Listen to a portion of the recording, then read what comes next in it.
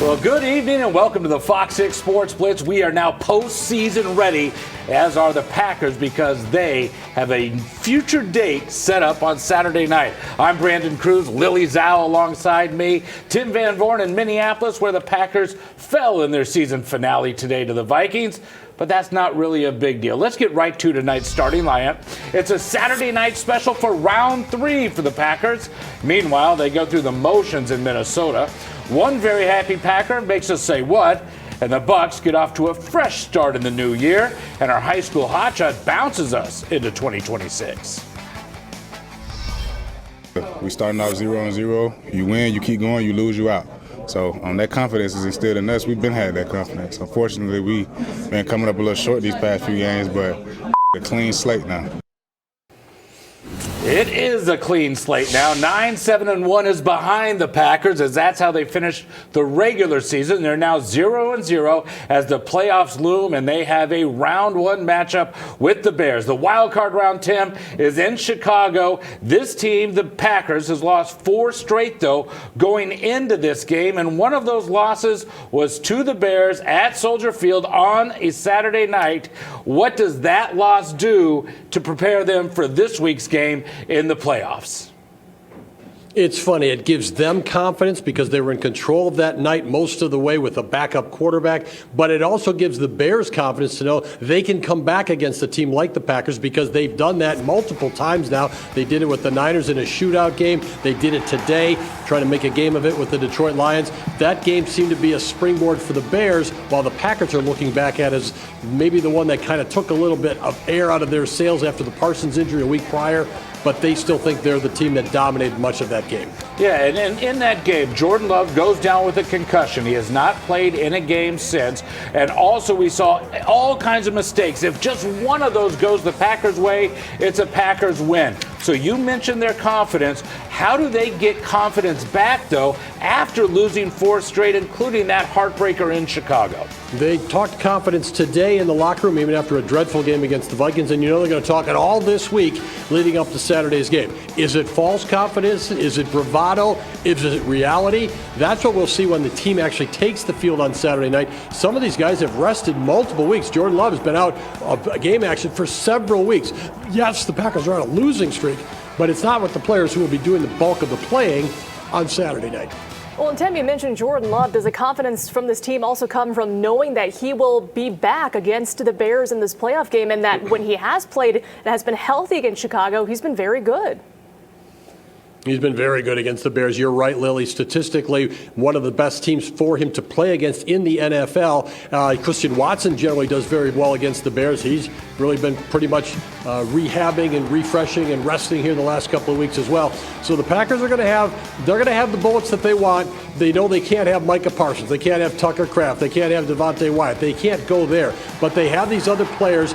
This is the unit they're going to take into the playoffs. They hope that this is a unit that will be fresh for the Bears game and will have its leader, Jordan Love. Yeah, and you see a lot of these nice offensive highlights for the Green Bay Packers when they did host the Bears at Lambeau Field earlier in the year, punching in some touchdowns there with Josh Jacobs. And Tim, to stick it with Jordan Love, again, what is the benefit, of course, to resting him in Week 18? He will not have played a game in about 2.5 weeks, but he's not concerned at all about the rust factor. No, he's not. He was talking about that this past week. He talked to the media, even though he hasn't played.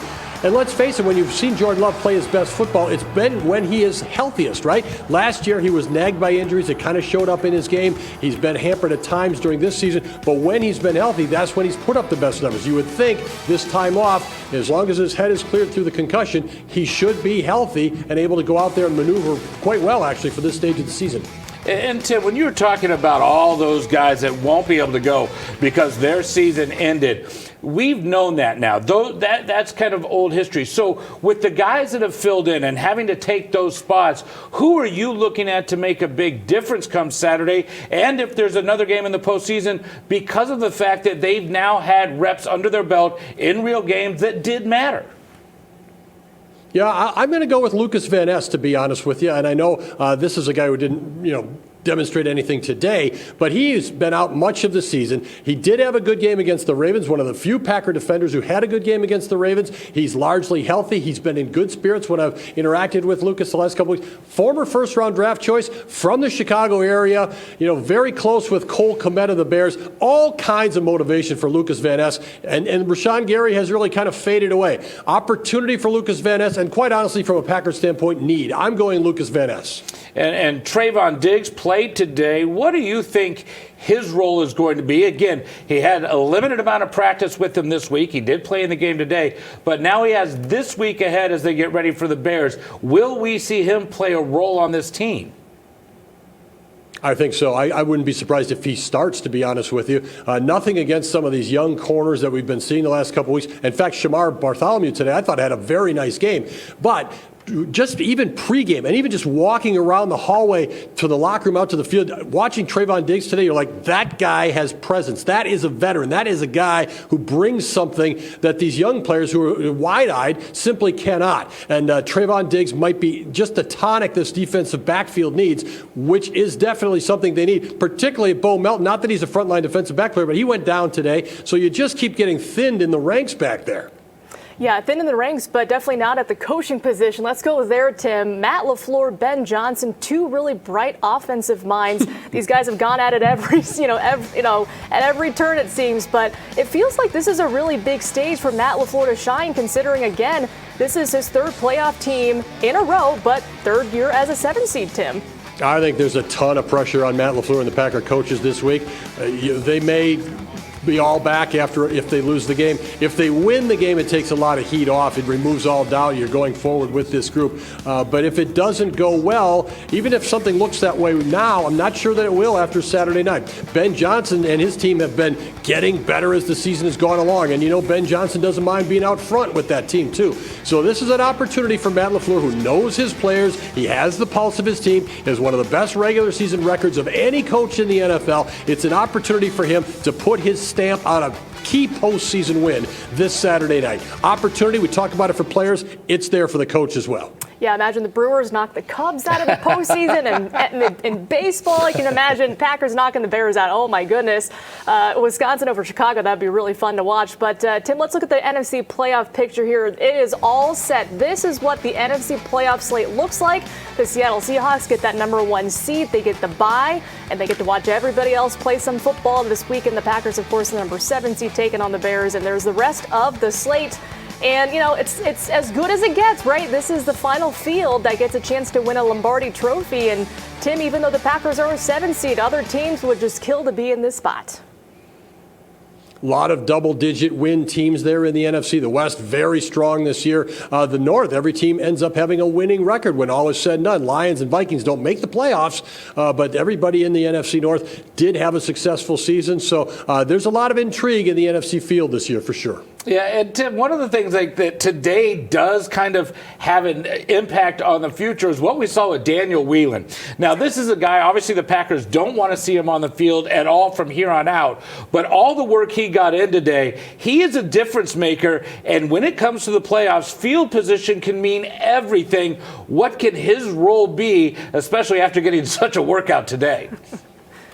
Yeah, such a workout for sure, and he responded to the opportunity. A good punter's really a weapon, and for the Packers, to me, it's even more of a weapon because they don't have return games. So you're not going to steal it back on the other end. You're going to need your punter to put the ball down the field. Daniel Whelan very capable of that, even if it's kind of a cold night at Chicago on Saturday night, and the Packers have to see him as a major asset in this matchup. The Bears have a good punter. Torrey Taylor's a good punter, but Daniel Whelan is just continuing to separate himself from a lot of the other guys in the league. All right, well, Saturday night is going to be huge. It is the Packers at the Bears at 7 o'clock, and you can see the game right here on Fox 6.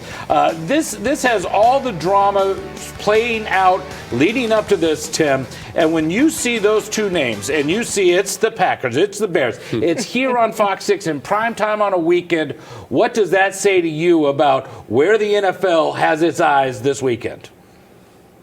Yeah, no question. I mean, that Philadelphia-San Francisco matchup is marquee, and yet here this one is Saturday night. That's what the Packers think about. That's what the viewers think about when it's Packers and Bears. And the playoff history, it's limited in terms of games, but B.J. Raji with the dance and Caleb Haney. And come on now. I mean, you're taking it back to 2010, a game that was so significant for the Packer history of the Aaron Rodgers era. Yeah, I can't wait for what we're going to see unfold and all the stuff that comes out this week. It'd be interesting to see what Ben Johnson also has to say after his comments when he was hired. And here we are with that third opportunity this season alone. All right, well, Jordan Stoltz had a huge Olympic trials at the Pettit Center. Not because he set world records or anything, but he did reach the Olympic Games for sure. He competed in the 1,000 meters to guarantee his pre-qualified spot in the Games. Sunday, he won the 500 meters before not finishing in the 1,500 later in the afternoon, but he qualifies for both events. He just had to get on the ice and be in these events to make sure he gets into the Olympics for these events. Tomorrow, he's expected to compete in the mass start to wrap up his trials before he heads over to Italy for the Olympic Games. When we come back, say what and a whole lot of basketball talk. We'll be right back. What is it when you're the lead of the parade? What do they call you? Isthmus. Antsiness or whatever the word is. You know, I never knew that. You learn something new every day. I'm trying to do here, really, brighten up the locker rooms. These guys, they played 17 weeks straight, and I'm about to play one. So the least I could do is just come in here with a smile on my face, just try to keep everybody mood up. So. I love the attitude from Jalen Simpson. Most people would love to play in the NFL. He gets to play in a game, and that's what happened today.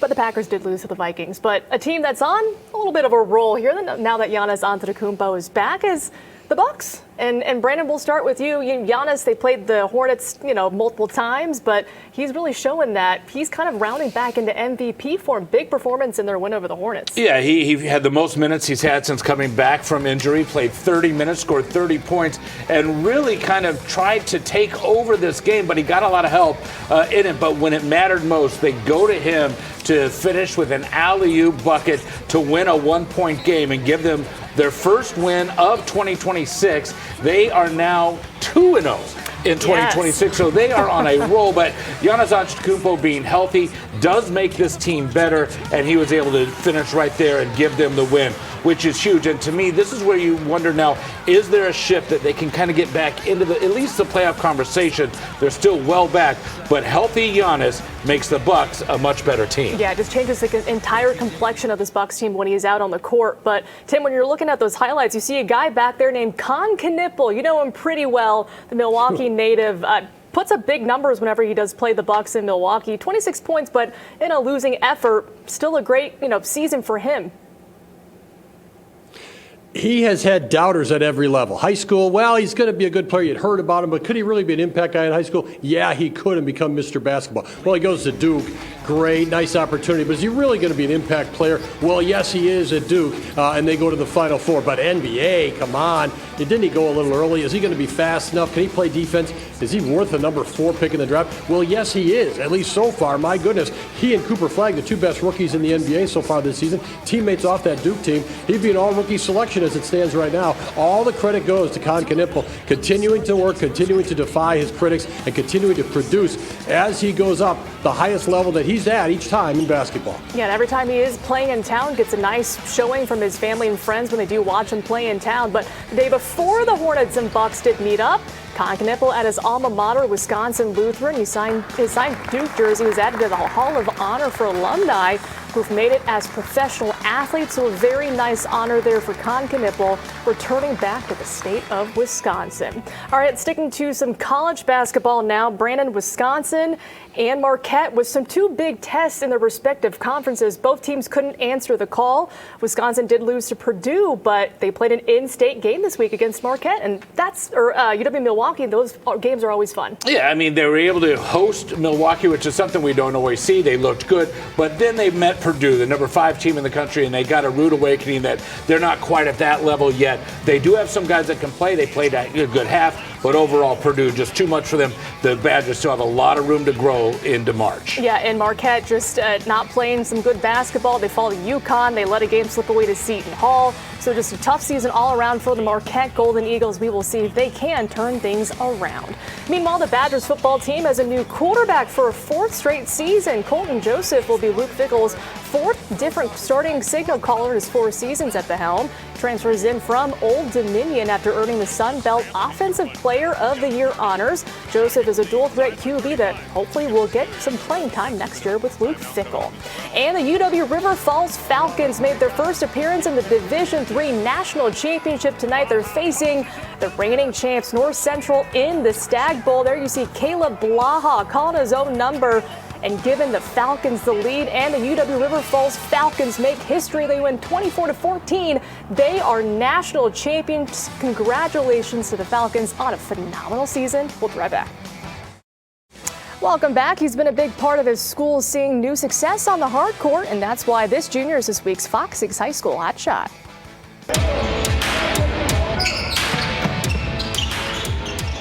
Hello, this is Jack Conan from Slinger High School. I'm a junior, and I'm on the basketball team. I've been playing basketball, pretty much forever. I've grown up around it, so probably 3rd grade. My dad played in college. My aunts and uncles all played collegiate sports. There's 5 siblings. I got an older brother at Eau Claire playing Division III basketball right now. My sister's a senior here. She plays volleyball. And then me and Joe, obviously, on the varsity team. It's been fun playing with them. We've been playing in the driveway since we were little kids. And I got a little brother, Augie. He's still in middle school, but he's coming along. We're definitely trying to play our best basketball in the playoffs, trying to win a state championship here. But it's never really been a basketball school, but my sophomore year, we took a huge step. I think we had the most wins in school history. It kind of changed everyone's mind, not even just in the team, but also like around the community. We've had a lot more just people coming to the games and stuff like that, so it's been really cool. You got the community support behind you, and they are rooting for you every day, so it's kind of just going out there and having fun, showing them what you've been working on. Looking to the future, obviously playing college basketball with a decent amount of interest, and you get to recognize that some really cool programs want you to play for them, so that's kind of cool to recognize. I used to play a few more sports. I used to play baseball and volleyball. Just my mom and sister play volleyball, so it's kind of been a thing. And then outside of the sport, I'm just hanging out with buddies. Basketball right now, and then club in the summer, club basketball. Me and Joe do share a bedroom. We've been talking about some stuff since we were little kids, so I'm not sure. I'm sure he's got a few secrets that he could share. You get to have the late night talks, and it's just a place you kind of bond with them in there. There's some fun nights, and then some nights most nights you just don't notice it, but it's all good and it's fun times. Hello, I'm Jack Conan. I'm a co-captain on the Slinger boys basketball team. On this week's FOX6 High School Hotshot. Well, Jack is currently the top Wisconsin prospect in his graduating class and has received offers from 10 Division I colleges, but for now he's focused on helping his Owls. We'll be right back. Packers passport time, kind of a neat deal in Minnesota. There's Aaron Hill, the